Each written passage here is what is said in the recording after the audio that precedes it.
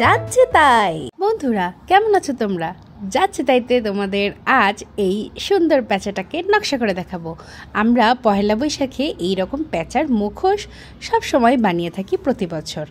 এই বছর ভাবলাম বাসাতেও একটা কিছু বানিয়ে ফেলি। আমার কাছে প্যাঁচার মুখোশের স্ট্রাকচারটা ছিল, তো আমি সেইটাকেই সুন্দর করে বানিয়ে নিয়েছি আর বোর্ডে সেট করে এই যে একটা কোট মেরে নিয়েছি। কি কালার কোট মেরেছি তোমরা সেটা দেখেছো, একটা গাঢ় সবুজ আর একটা হালকা সবুজ বা লেমন ইয়েলো টাইপের একটা রং।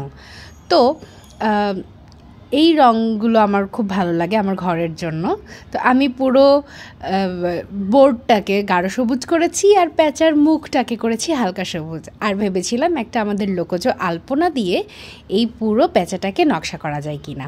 তো লোকজ আলপনা মানেই তো খুব সুন্দর প্যাটার্নের অনেকগুলো নকশা, পাখি, মাছ, ফুল, পাতা, তাই না?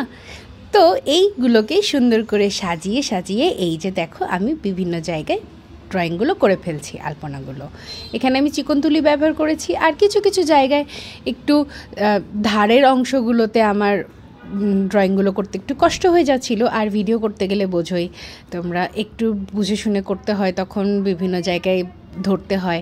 আর এই যে রঙগুলো নিচে নিচে আমার পেন্সিলের দাগগুলো থেকে গিয়েছিল, সেটাকে আমি সেম কালার দিয়ে নাই করে দিয়েছি, ভ্যানিশ। আর এই যে দেখো বোর্ডে ঠিক প্যাঁচার ওপরে একটু অংশ থেকে যায়, সেইখানেও আমি একটু আলপনা করছি এই লেমন গ্রিন কালারটা দিয়ে। তো দেখো পুরোটা আমি এরকমভাবে নকশা করেছি, আলপনা করেছি। এই আলপনাগুলো কিন্তু একদম আমাদের দেশীয় লোকজ আলপনা, আর এইটা খুব সুন্দর। আর এই যে প্যাঁচার মাথায় আমি করছি ঠিক বিপরীত গাঢ় সবুজ রঙটা দিয়ে, যেটা আমি বোর্ডে লাগিয়েছিলাম সেই সবুজ রঙটা দিয়ে আমি এই যে প্যাঁচার মাথায় আলপনাগুলো করে দিচ্ছি। এই আলপনার নকশাগুলো কিন্তু খুব যে আহামরি কিছু তা না, তবে একটার সঙ্গে আরেকটা রাখলে তখন দেখতে অনেক সুন্দর লাগে। পুরোটা একসাথে মিলেই তৈরি হয় একটি সুন্দর আলপনা। তো এই যে আমি আলপনাগুলো ওইভাবে করছি, এটার কোনো নির্দিষ্ট নিয়ম নেই, তোমরা তোমাদের পছন্দ মতো করতে পারো। আর আমি প্যাঁচার মুখে এঁকেছি দুটো হাতি। হাতি আমার খুব ভালো লাগে, এইটাও একদম লোকজ ফর্মে আঁকা।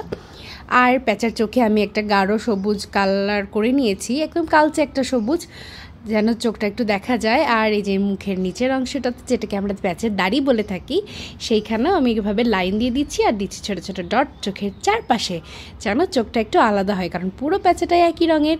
তো এই হলো আমার প্যাঁচাটা। তারপরে মনে হলো নাকটা একটু আলাদা করতে হয়, তো নাকে আমি একটা কালচে রঙ দিয়েছিলাম। এই যে আমার প্যাঁচা কেমন লাগলো জানিও, আর ভালো লাগলে সবার সাথে শেয়ার করো, লাইক কমেন্ট করে পাশে থেকো। টাটা।